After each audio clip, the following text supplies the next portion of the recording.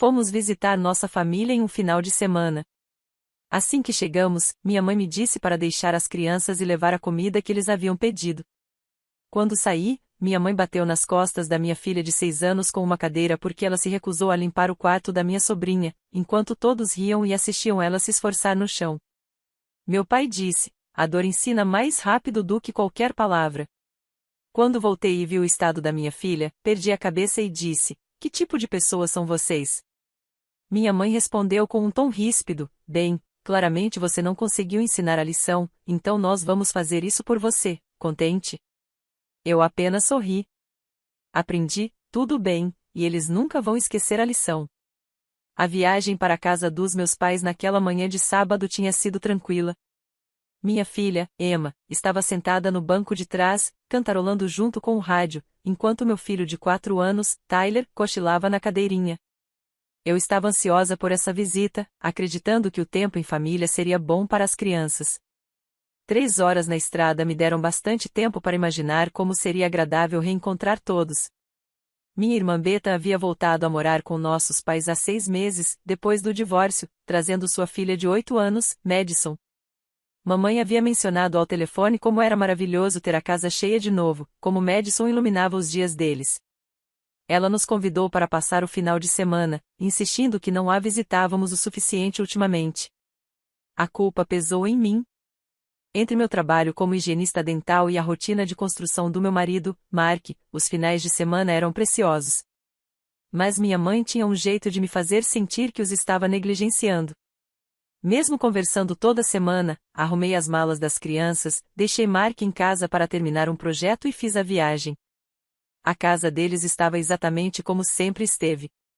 A mesma cerca branca, as mesmas aelias crescendo demais nos degraus da entrada, a mesma guirlanda na porta que minha mãe nunca mudava, independentemente da estação. Desprendi Tyler da cadeirinha enquanto Emma saiu correndo sozinha, já animada para ver a prima. Mamãe abriu a porta antes mesmo de conseguirmos bater. Ela me puxou para um abraço que parecia mais por obrigação do que caloroso, depois se inclinou para olhar as crianças. Emma, como você cresceu! E Tyler, ainda tímido, pelo visto. Ela se endireitou e nos conduziu para dentro da casa. Beta e Madison estão na sala. Podem ir, meninas. Brinquem juntas. Emma saiu disparada sem hesitar. Eu carregava Tyler, que havia acordado irritado da soneca, pelo corredor familiar. A casa cheirava a café e algo floral, provavelmente aquele aromatizador de ambiente que minha mãe tinha se tornado obcecada ultimamente. Beta estava sentada no sofá, rolando o celular, enquanto Madison se espalhava pelo chão com um iPad. Minha irmã mal levantou os olhos. Oi, disse ela, mantendo os olhos grudados na tela. Viagem longa. Mas não foi tão ruim. O trânsito estava leve. Coloquei Tyler no chão, esperando que ele se acostumasse ao ambiente. Ele se agarrou à minha perna em vez disso. Meu pai surgiu do escritório, com os óculos de leitura sobre o nariz. Sempre foi um homem de poucas palavras, sério e prático. Ele acenou para mim, bagunçou o cabelo de Tyler e voltou ao que quer que estivesse consumindo seus sábados em papéis. Que bom que vocês vieram, disse minha mãe, surgindo ao meu lado.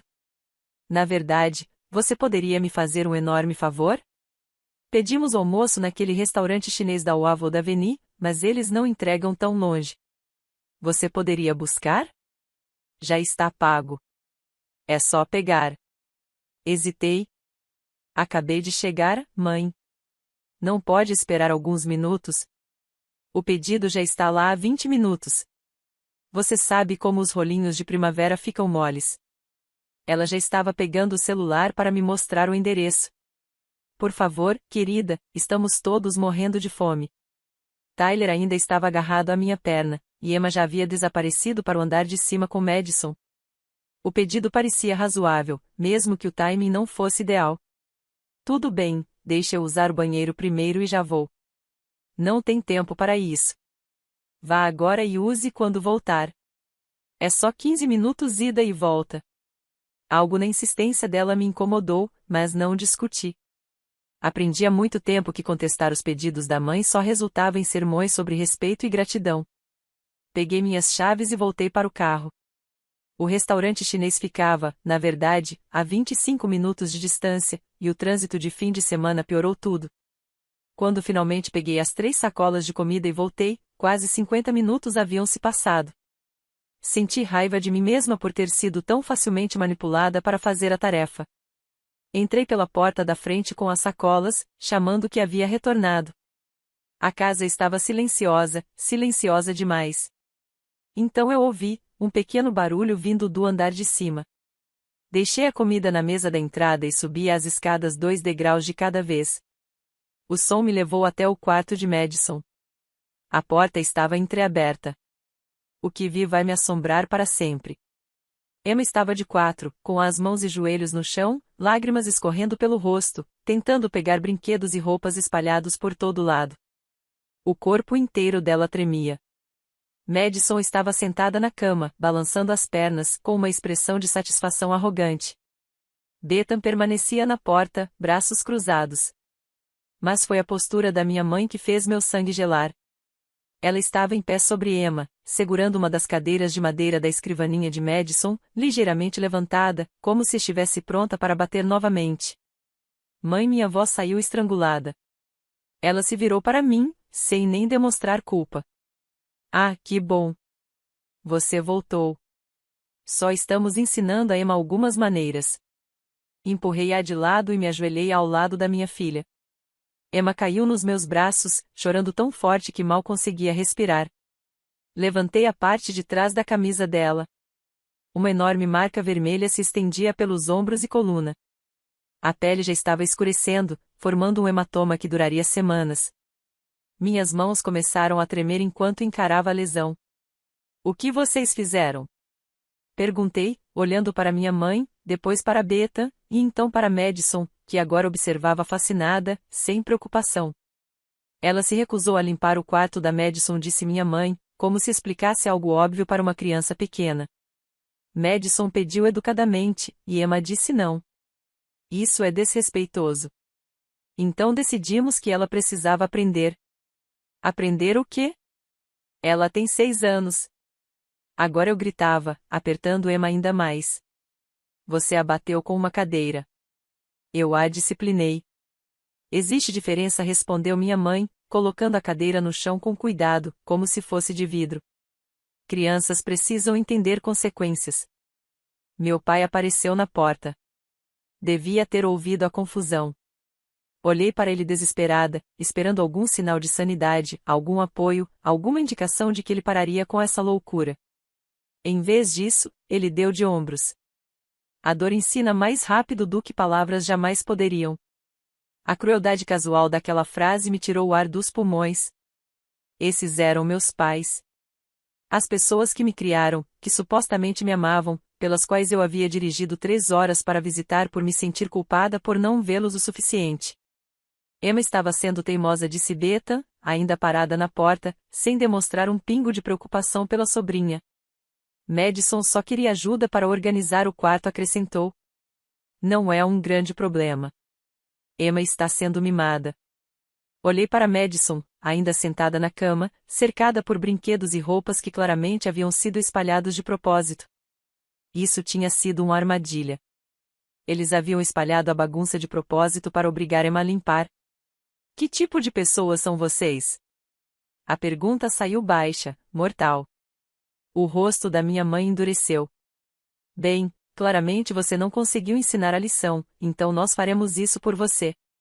Fique feliz por nos importarmos o suficiente para criar seus filhos corretamente.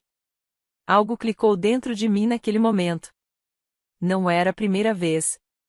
Crescendo, eu tinha recebido a disciplina da minha mãe mais vezes do que consigo contar, o cinto, a colher de madeira, a humilhação. Eu havia normalizado aquilo, engolido, me convencido de que era assim que as coisas eram naquela época. Mas ver aquilo infligido à minha filha, ver aquela marca vermelha nas suas costas minúsculas, algo dentro de mim quebrou e se reconstituir em algo mais duro. Sorri. Na verdade, sorri. Minha mãe parecia surpresa com a expressão no meu rosto. Bom. Obrigada, disse suavemente, ainda segurando Emma. Você me ensinou algo valioso hoje. Levantei-me, erguendo Emma comigo, mesmo que ela já estivesse grande para isso. Tyler apareceu no corredor, sentindo que algo estava errado. Peguei sua mão. Estamos indo embora agora. Não faça drama. A comida acabou de chegar. Você não vai desperdiçá-la. Disse minha mãe. Você está absolutamente certa. Não vou desperdiçar. Passei por ela, por Beta, pelo meu pai, que já havia se virado, como se aquela conversa o entediasse. Carreguei uma escada abaixo, com o Tyler seguindo atrás, e peguei a comida chinesa na mesa da entrada. Para onde você está levando isso? Minha mãe seguiu-me, a voz elevando-se. Para casa, onde meus filhos estarão seguros. Coloquei as crianças no carro, prendendo-as no cinto apesar do choramingo de Emma e das perguntas confusas de Tyler. Minha mãe permaneceu na varanda da frente, mãos na cintura. Você está exagerando. Isso é ridículo. Eu sou sua mãe. Virei-me para encará-la uma última vez antes de entrar no banco do motorista. E Emma é minha filha. Lembre-se disso. A viagem de volta foi longa. Emma chorou até adormecer na primeira hora. Tyler continuava perguntando o que estava errado, por que estávamos saindo, se Madison estava doente. Eu não sabia como explicar o mal para uma criança de 4 anos. A cada poucos quilômetros, olhava pelo espelho retrovisor para o rosto manchado de lágrimas de Emma. Seu corpinho estava encolhido sobre si mesmo, protetor e quebrado. Meus nós dos dedos estavam brancos no volante. A comida chinesa estava no banco do passageiro, e o cheiro me causava náusea. Parecia ter passado apenas 30 minutos quando parei em um posto de gasolina para checar novamente as costas de Emma, levantando sua camisa sob a luz fluorescente do banheiro. O hematoma já estava se formando, o vermelho inicial escurecendo nas bordas, onde o impacto havia sido mais forte. Uma mulher mais velha entrou enquanto eu examinava a lesão. Seu rosto ficou pálido. Alguém machucou sua bebê? Ela sussurrou. Minha mãe, eu disse, as palavras com gosto de veneno. A mulher me entregou um papel com o número de uma linha de apoio a vítimas de violência doméstica antes de sair apressada, abalada. Fiquei ali segurando aquele papel, encarando meu reflexo no espelho manchado, me perguntando como deixei chegar a esse ponto. Quantos sinais ignorei? Quantas vezes minha mãe comentou que a Emma era mole demais ou precisava de mão mais firme e eu contornei. No carro, tentei ligar para o Mark 2 vezes, mas o celular dele caía direto na caixa postal, provavelmente preso na oficina do porão com fones canceladores de ruído, concentrado num projeto de marcenaria que consumia o fim de semana. Na terceira tentativa deixei um recado, a voz tremendo tanto que mal consegui formar as frases. Algo aconteceu. Algo ruim. Estamos voltando. Me espere do lado de fora. A rodovia parecia não ter fim à frente. Outras famílias passaram em carros, provavelmente voltando de visitas normais a avós normais que não agrediriam crianças. Eu me senti desligada da realidade, como se estivesse vendo aquilo acontecer com outra pessoa. O trauma cria uma distância entre você e a própria vida. Tyler finalmente caiu num sono agitado, Emma resmungava às vezes sem acordar. Cada som que ela emitia parecia uma faca no meu peito. Pensei em todas as vezes que inventei desculpas para meus pais ao longo dos anos. Quando minha mãe criticava meu jeito de criar, eu dizia que ela queria o bem. Quando meu pai fazia comentários rudes sobre a Emma ser mimada, eu justificava como diferença de geração. Quando a Beta reclamava que eu não disciplinava meus filhos o suficiente, eu dava risada, chamando de implicância entre irmãs. A verdade, porém, era mais simples e mais feia do que qualquer desculpa, eles eram abusadores. Sempre foram. Eu sobrevivi ao abuso deles e quase alimentei a mesma besta com meus filhos. O celular vibrou com mensagens eu sabia, sem olhar, que eram da minha mãe ou da Beta. As notificações continuaram por quilômetros, implacáveis e acusatórias. Finalmente parei num posto e bloqueei os 3 números, mãe, Beta e pai. O silêncio que veio depois foi como o primeiro suspiro limpo após anos de sufocamento. Ao voltar para a estrada, algo havia mudado em mim. A culpa que sempre me vinha a ideia de enfrentar a família tinha desaparecido. Em seu lugar havia algo frio e claro, a certeza absoluta de que eu os faria pagar pelo que fizeram. O Mark estava na garagem quando chegamos. Bastou olhar meu rosto para entender que algo catastrófico ocorrerá. Leve-a ao hospital, eu disse, carregando a Emma para dentro enquanto ele pegava o Tyler. Agora. Documentamos tudo: o hematoma, o depoimento da Emma, o registro da lesão. O rosto do médico do pronto-socorro se fechou ao examinar as costas dela. Uma enfermeira fez perguntas com calma. Alguém sugeriu chamar o serviço de proteção à criança. Não será necessário, eu disse. Não temos mais contato com essas pessoas, mas quero tudo documentado. Cada detalhe, cada foto. O médico assentiu lentamente. Esse tipo de força poderia ter fraturado a coluna dela se o ângulo fosse diferente. Ela teve muita sorte. Sorte. Minha filha teve sorte de a avó não tê-la paralisado. O inferno estava lá. Nos dias seguintes, meu telefone explodiu com mensagens. Minha mãe ligou 17 vezes antes que eu bloqueasse o número dela. Beta enviou textos longos dizendo que eu estava destruindo a família por nada, que Emma precisava aprender respeito, que eu era ingrata por tudo que eles tinham feito por mim. Não respondi a nenhuma dessas mensagens. Em vez disso, fiz cópias de todos os registros médicos. Anotei tudo o que lembrava daquele dia em detalhes excruciantes. Depois fiz algo que adiava há anos: comecei a escrever minhas próprias memórias de infância. O dia em que minha mãe me trancou no porão por 6 horas porque tirei um B numa prova de matemática. A vez em que meu pai me fez ajoelhar no arroz por responder de volta. A vez em que a Beta me empurrou sem querer na escada e me culparam por ter sido descuidada. Os padrões ficaram claros quando finalmente permiti a mim mesma enxergá-los. Procurei uma terapeuta especializada em trauma familiar. Emma começou a ver uma psicóloga infantil. Tyler participou de algumas sessões quando a terapeuta achou que ajudaria a processar o que ele havia presenciado. Mark foi meu apoio durante tudo isso. Ele sempre achou minha família estranha, mas nunca me pressionou a cortar contato. Agora ele entendia por que eu havia me esforçado tanto para manter algum tipo de relação com eles, apesar do frio deles. Eu tentava consertar algo que já estava quebrado desde o início. 2 semanas após o incidente, chegou uma carta do advogado dos meus pais. Eles ameaçavam processar pelo direito de visita de avós, alegando que eu os estava afastando dos netos sem motivo. A audácia era impressionante. Contratei meu próprio advogado, bom, daqueles que já lidaram com casos assim e sabiam exatamente como agir. Entramos com um pedido de medida protetiva. A documentação médica era condenatória. A foto do pronto-socorro mostrava claramente o tipo de indisciplina aplicada a uma criança de 6 anos. O depoimento de Emma, dado na presença da psicóloga infantil, era devastador e claro. A audiência foi marcada para 6 semanas depois, um mês após receber a ameaça legal. Durante esse período, as ligações da minha mãe mudaram do meu telefone para a caixa postal do trabalho, para o celular do Mark, para meus amigos, para a escola da Emma. Ela era implacável. Essas 6 semanas pareceram viver numa zona de guerra. Todo dia trazia novos ataques, novas táticas de manipulação, novas tentativas de controlar a narrativa. Minha mãe fez uma publicação no Facebook se pintando como uma avó de coração partido, impedida de ver seus preciosos netos por uma filha vingativa. Em poucas horas, parentes distantes com quem eu não falava há anos começaram a me mandar mensagens exigindo explicações.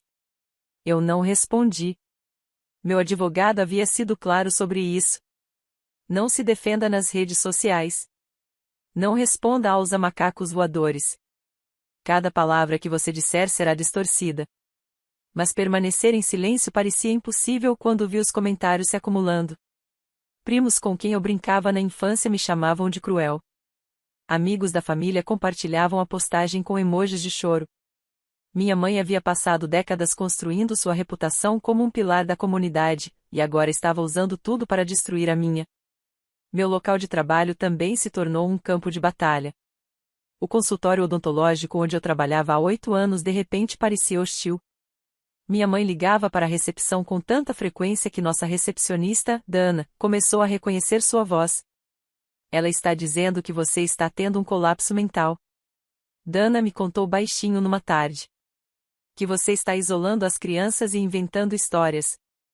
O Dr. Patterson me perguntou se estava tudo bem comigo.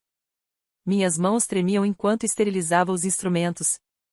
Ele sempre fora justo, mas eu conseguia imaginar como aquilo parecia para fora, uma filha cortando relações com toda a família de repente. Parece suspeito se você não conhece toda a história. Marquei uma reunião com o Dr. Patterson naquele mesmo dia. Levei cópias dos registros médicos, as fotos, a solicitação da medida protetiva. Sentei no escritório dele enquanto ele revisava tudo, o rosto ficando cada vez mais sério. Sinto muito que você esteja passando por isso, disse finalmente. E sinto por ter duvidado de você. Sua mãe é muito convincente ao telefone. Ela tem muita prática, respondi. Ele assentiu lentamente. Se ela ligar de novo, vou avisar que qualquer contato adicional será considerado assédio e envolverá a polícia. Isso ajudou, mas não impediu o assédio em outros lugares. Minha mãe descobriu a escola de Emma e começou a aparecer na hora da saída, ficando apenas a uma distância técnica para não violar regras, já que a medida protetiva ainda não estava em vigor. Ela ficava lá, com cara de ofendida e a avó preocupada, acenando para Emma quando a via. Emma começou a ter ataques de pânico na escola. Sua professora, Senhora Rodrigues, me chamou para uma reunião. A ansiedade da Emma piorou significativamente. Ela pede para ir ao banheiro o tempo todo, e acho que é só uma desculpa para ficar sozinha. Parou de participar das atividades em grupo. O que está acontecendo? Expliquei tudo, mostrando as fotos das costas da Emma, embora o hematoma já tivesse diminuído. A expressão da senhora Rodrigues se endureceu. Vou falar com a diretora. Podemos registrar sua mãe no sistema como não autorizada para buscar a criança, e a segurança irá acompanhá-la para fora do campo se aparecer novamente. Mas o dano se espalhava mais rápido do que eu conseguia conter. Bethan começou sua própria campanha, contatando amigos em comum com a versão dela dos fatos. Segundo ela, Emma tinha sido extremamente desrespeitosa, e minha mãe mal havia tocado nela, apenas deu um leve tapa para chamar atenção. A lesão teria sido exagerada, provavelmente auto-infligida para chamar atenção. Eu estava doutrinando minha filha para mentir sobre o que havia acontecido. Amigos que eu conhecia há anos começaram a se afastar. Alguns acreditaram em Bethan, outros simplesmente não queriam se envolver em dramas familiares. Meu círculo social, que nunca fora grande, encolheu quase totalmente. A família do Mark se juntou a nós, o que ajudou. A mãe dele trazia refeições 3 vezes por semana. O irmão ofereceu instalar um sistema de segurança em nossa casa depois que minha mãe passou de carro uma noite, diminuindo a velocidade para olhar pelas janelas. A irmã iniciou um grupo de mensagens, enviando memes e vídeos engraçados para me distrair do estresse constante. Mas mesmo o apoio deles não conseguia nos proteger de tudo. A professora da pré-escola do Tyler mencionou que uma mulher, dizendo ser sua avó, havia tentado buscá-lo mais cedo um dia, alegando que havia uma emergência familiar. A professora seguiu o protocolo e recusou, mas isso nos abalou a todos. Ela está escalando, disse meu advogado durante uma das reuniões de preparação. Isso, na verdade, é bom para o nosso caso. Documente tudo, cada ligação, cada aparição, cada tentativa de contato. Isso mostra um padrão de assédio e de recusa em respeitar limites. Então, eu documentei. Mantive um diário com datas, horários e descrições de cada incidente. Salvei cada correio de voz, cada mensagem de números desconhecidos que suspeitava serem dela, cada postagem nas redes sociais. Tirei fotos do carro dela estacionado na nossa rua. Registrei boletins de ocorrência cada vez que ela aparecia em algum lugar que não deveria. A trilha de papel ficou extensa. Cada evidência era mais um prego no caixão do caso dela. Mark começou a trabalhar mais em casa, preocupado em me deixar sozinha com as crianças. A empresa de construção dele foi compreensiva, mas isso nos pressionava financeiramente. Eu já havia reduzido minhas horas no consultório odontológico porque Emma precisava de mim mais. Nossa conta poupança estava esgotando rápido. Vai valer a pena, Mark repetia. Seja o que custar, vale manter eles seguros. Eu sabia que ele estava certo, mas o estresse era esmagador. Algumas noites eu ficava acordada fazendo cálculos na cabeça, planejando quanto tempo poderíamos arcar com essa batalha legal. O advogado não era barato. A terapia de Emma, o sistema de segurança, a câmera Ring, a consulta com um especialista em direito de família. Tudo custava dinheiro que não tínhamos. Mas então eu lembrava do rosto da Emma quando ela desabou nos meus braços. Do jeito que seu corpinho pequeno tremia de soluços, e eu sabia que não havia preço para protegê-la. Eu venderia tudo que possuíssemos se fosse necessário. Sua mãe ligou de novo, disse minha chefe uma tarde. Eu disse que a demitiria se ela continuasse atrapalhando o consultório. Ela disse que eu estava incentivando abuso infantil ao te apoiar, acrescentou. A projeção era quase cômica. O encarregado do Mark recebeu ligações semelhantes. Minha mãe dizia a ele que eu estava mentalmente estável por manter os filhos afastados de seus avós amorosos. Ela se pintava como vítima em cada versão dessa história que contava. Mas eu tinha a verdade. Tinha evidências. Tinha testemunhas. Chegou o dia da audiência da medida protetiva. Meus pais apareceram com suas roupas de domingo, parecendo a versão de avós de Norman Rockwell, doces, idosos, confusos sobre por que a filha estava sendo tão cruel. Entrar naquele tribunal foi surreal. O prédio cheirava a madeira velha e ansiedade. Pessoas sentavam-se nos bancos aguardando seus casos, algumas entediadas, outras aterrorizadas. Segurei a mão de Mark tão firme que provavelmente deixei a dele marcada. Meus pais sentaram-se do outro lado da sala com sua advogada, uma mulher de aparência afiada, na casa dos 50 anos, especializada em casos de direito de avós. Minha mãe vestia um cardigan lilás suave e pérolas, com o cabelo branco perfeitamente arrumado. Parecia alguém que deveria estar assando biscoitos e lendo histórias antes de dormir, e não se defendendo de acusações de abuso infantil. Meu pai usava um terno que eu nunca tinha visto antes, provavelmente comprado para a ocasião. Manteve a expressão neutra, quase entediada, como se aquilo fosse apenas uma interrupção inconveniente no dia dele. Bethan também veio, sentando-se atrás deles com um vestido preto que parecia deliberadamente fúnebre. Quando nossos olhares se encontraram, ela me lançou um olhar de ódio puro. Fui a primeira a desviar o olhar, concentrando-me no bloco de notas em que minha advogada fazia anotações de última hora. Eles vão jogar pesado a carta da simpatia, ela me avisara antes. Pais idosos que só querem ver os netos. Um mal-entendido exagerado. Eles vão te fazer parecer histérica e vingativa. Mas eu tenho fotos, lembrei. Fotos podem ser explicadas. Precisamos estar impecáveis em cada ponto. O oficial chamou nosso caso. Levantamo-nos e nos aproximamos do banco. A juíza era uma mulher na casa dos 60, com cabelo cinza ardose e uma expressão que não entregava nada. Ela olhava para ambas as partes com ceticismo igual. O advogado da minha mãe começou, pintando o retrato de avós devotados, pegos de surpresa por acusações repentinas. Falou sobre o trabalho voluntário dela na igreja, seu histórico impecável, décadas criando filhos sem incidentes. Descreveu o dia em questão como uma ação disciplinar menor, mal interpretada. A senhora Morrison mal tocou na criança, disse o advogado com naturalidade. Apenas deu um toque no ombro da Emma para chamar sua atenção quando a menina estava desafiadora. Qualquer lesão resultante provavelmente veio de uma queda da própria Emma enquanto estava aborrecida. A avó está sendo vilanizada por tentar ensinar boas maneiras básicas. Senti a raiva crescendo no peito, mas a mão de Mark sobre meu joelho me manteve ancorada. Então nossa advogada apresentou as provas. As fotos das costas da Emma fizeram várias pessoas na sala de audiência ofegar. O relatório do pronto-socorro detalhava ferimentos consistentes com trauma contuso significativo. A psicóloga da Emma testemunhou sobre os pesadelos constantes, a regressão no comportamento e o medo da disciplina. A doutora Sarah Shane, terapeuta de Emma, falou de maneira cuidadosa e profissional sobre o impacto psicológico. Emma apresenta sintomas consistentes com trauma agudo. Ela descreveu o incidente em detalhes diversas vezes, e sua narrativa permaneceu consistente. O padrão de lesões coincide com sua descrição de ter sido atingida com uma cadeira. Isso não foi um tapa leve ou um acidente. Minha própria terapeuta também testemunhou sobre padrões de abuso geracional e o impacto psicológico de crescer nesse ambiente. Ela só trabalhava comigo há algumas semanas, mas já havíamos explorado décadas de trauma em nossas sessões. Falou sobre impotência aprendida, sobre como vítimas de abuso muitas vezes minimizam suas experiências e sobre a coragem necessária para quebrar ciclos. Então chegou a minha vez de depor.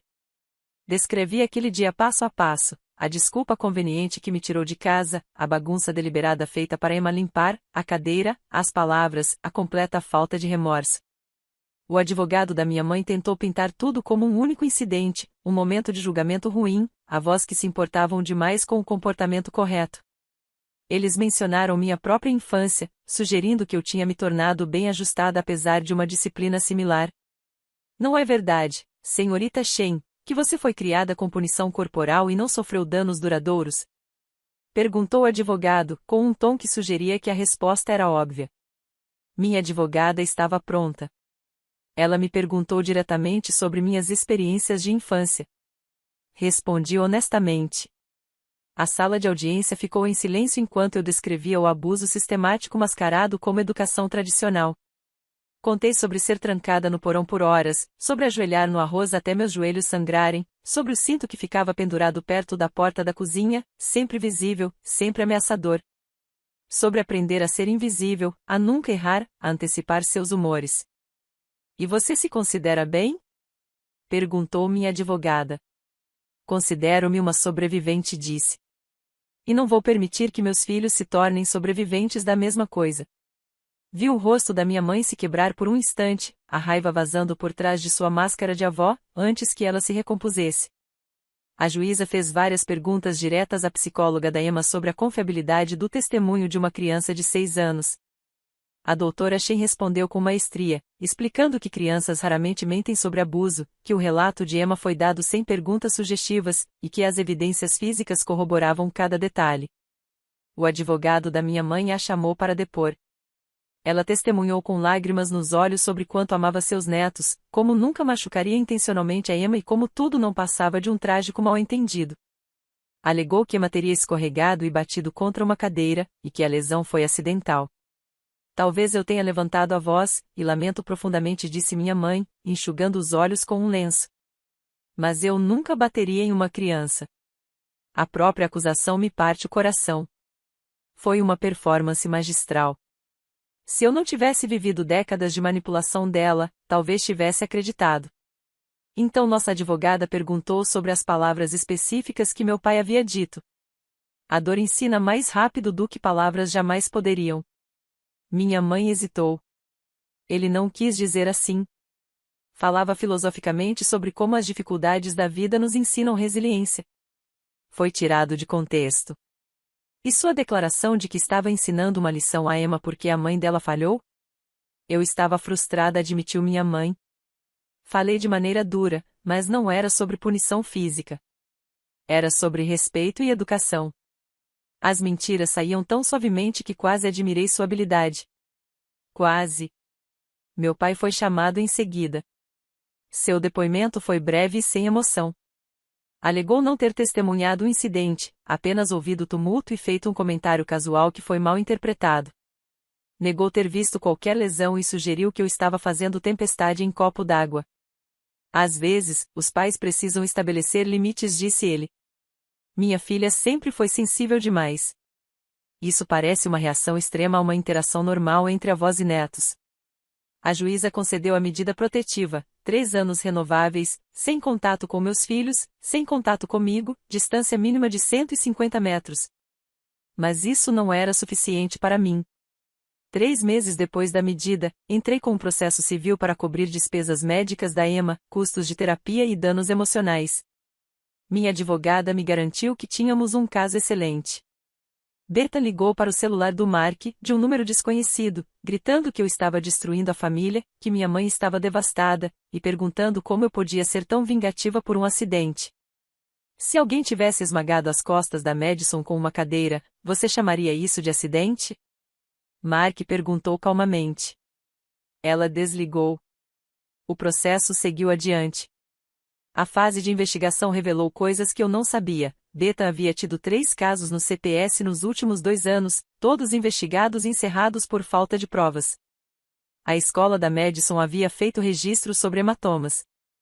Meus pais haviam prestado cuidados durante essas investigações, tornando mais difícil estabelecer um padrão. Agora tudo estava documentado. Tudo estava registrado oficialmente. As declarações foram brutais. Sentar-se frente a frente com minha mãe em uma sala de conferência, assistindo-a mentir sob juramento, foi uma das coisas mais difíceis que já fiz. Ela manteve o papel de avó inocente durante todo o tempo, insistindo que Emma havia sido desajeitada e propensa a acidentes naquele dia. Pintou-me como uma mãe superprotetora que nunca disciplinava adequadamente os filhos. Sua filha Emma é bastante dramática, não é? Perguntou o advogado deles durante minha declaração. Propensa a exageros. Minha filha tem 6 anos e foi brutalizada por alguém que deveria tê-la protegido, respondi com firmeza. Não há nada de dramático nas evidências médicas. O depoimento do Mark foi mais curto. Ele não presenciou o incidente, mas testemunhou sobre o comportamento da Emma antes e depois, como ela era uma criança feliz e extrovertida que se tornou ansiosa e retraída, como deixou de querer visitar a família, como começou a ter pesadelos com cadeiras, porões e avós. As despesas legais chegavam a dezenas de milhares de dólares. Nossas economias haviam acabado. Tivemos que fazer um empréstimo usando a casa como garantia. Mas, toda vez que eu pensava em desistir, lembrava da psicóloga da Emma explicando a importância de as crianças verem os pais lutarem por elas. Ela precisa saber que você a escolheu, disse a doutora Shen. Que você não recuou quando ficou difícil. É assim que ela vai aprender que sua segurança importa mais do que manter a paz. Então, continuamos lutando. O caso foi resolvido fora do tribunal por $60 mil. Não porque sentissem culpa. O advogado deixou claro que eles não admitiam qualquer erro, mas porque ir a julgamento seria mais caro e mais público. Coloquei o dinheiro em um fundo para a futura terapia e educação da Emma. Ela precisaria de ambos. Mas a verdadeira vingança, a verdadeira lição, não era sobre dinheiro. Era sobre destruir a reputação deles. As pequenas cidades falam. A comunidade dos meus pais não era exceção. A notícia sobre a medida protetiva, o processo, as fotos das costas machucadas da Emma se espalhou. Amigos da igreja começaram a fazer perguntas. Vizinhos que os conheciam há décadas começaram a evitá-los no mercado. Minha mãe sempre se importou desesperadamente com aparências. Construiu toda a sua identidade em ser respeitada na comunidade, mãe dedicada, avó carinhosa. Essa imagem estava destruída agora. Os sussurros a seguiam aonde fosse. Quando ela se voluntariava na feira de livros da biblioteca, os pais afastavam os filhos. Quando meu pai tentou entrar em um comitê do clube de golfe, sua inscrição foi discretamente negada. Quando Bethan tentou matricular Madison em aulas de dança, a instrutora de repente não tinha mais vagas. Não precisei dizer uma palavra contra eles. A verdade fez todo o trabalho. 6 meses depois da audiência, recebi uma mensagem de uma antiga amiga da família. Ela pediu desculpas por não ter entrado em contato antes, disse que sempre suspeitou que algo estava errado, mas não quis se intrometer. Então contou que minha mãe aparentemente teve um colapso no supermercado, chorando sobre como sua filha ingrata havia arruinado sua vida por nada. O gerente do mercado pediu que ela saísse. 1 ano depois, soube que eles colocaram a casa à venda. Não suportavam mais o julgamento alheio. Mudarão-se para 3 condados de distância, para um lugar onde ninguém conhecia a história deles. Bethan parou de nos procurar completamente. Da última vez que soube, ela havia se mudado para outro estado com a Madison. Eu torcia para que a distância desse a garotinha uma chance de algo melhor, mas não era muito otimista. O hematoma da Emma sarou em cerca de 1 mês, mas as cicatrizes psicológicas demoraram mais. Ela teve pesadelos por quase 1 ano. Assustava-se sempre que alguém levantava a voz. Ficou obcecada por seguir regras, aterrorizada pela ideia de punição. Mas a terapia ajudou. A psicóloga dela era incrível, paciente e acolhedora. Aos poucos, Emma voltou a ser criança. Voltou a rir mais, a testar limites de forma saudável. Aprendeu que errar não resultava em violência. O Tyler não lembrava muito daquele dia. Felizmente, era pequeno o suficiente para que a memória se apagasse rápido. Fomos honestos com ele, na medida certa para a idade, conforme foi crescendo, mas ele não carregou o trauma que marcou a irmã. Mark e eu ficamos muito mais cuidadosos com quem permitíamos perto dos nossos filhos. Formamos uma família escolhida de amigos que respeitavam consentimento, limites e uma educação gentil. Nossos filhos cresceram sabendo que estavam seguros. A Emma tem 13 anos agora, 7 anos após aquele dia terrível. Ainda está em terapia, provavelmente vai continuar por um tempo, mas está florescendo. Joga vôlei, tira boas notas e tem amigos que de fato a tratam bem. Sabe que o que aconteceu não foi culpa dela. Sabe que não merecia aquilo. Também sabe que eu lutei por ela, que escolhi a segurança dela em vez da obrigação familiar, que amar é proteger, não submeter. Tyler tem 11 anos e é feliz e despreocupado, sem noção de quanto as coisas poderiam ter sido piores. É obcecado por skate e piadas péssimas. Trata a irmã com uma afeição casual que vem de crescer numa casa sem medo. Às vezes é uma pergunta sobre meus pais. Eu sou sincera com ela. Digo que eles fizeram escolhas que priorizaram o controle em vez do amor, que valorizaram a obediência acima da segurança, que machucaram muito e não demonstraram remorso. Você sente falta deles? Ela perguntou uma vez. Pensei antes de responder. Sinto falta da ideia do que eles poderiam ter sido, mas não sinto falta de quem realmente são. Ela assentiu, satisfeita com a resposta. Já me perguntaram se eu me sinto culpada por ter destruído a vida deles, a reputação deles, a paz deles. A resposta é simples: não. Eles destruíram a própria reputação ao abusar de uma criança e defendê-la.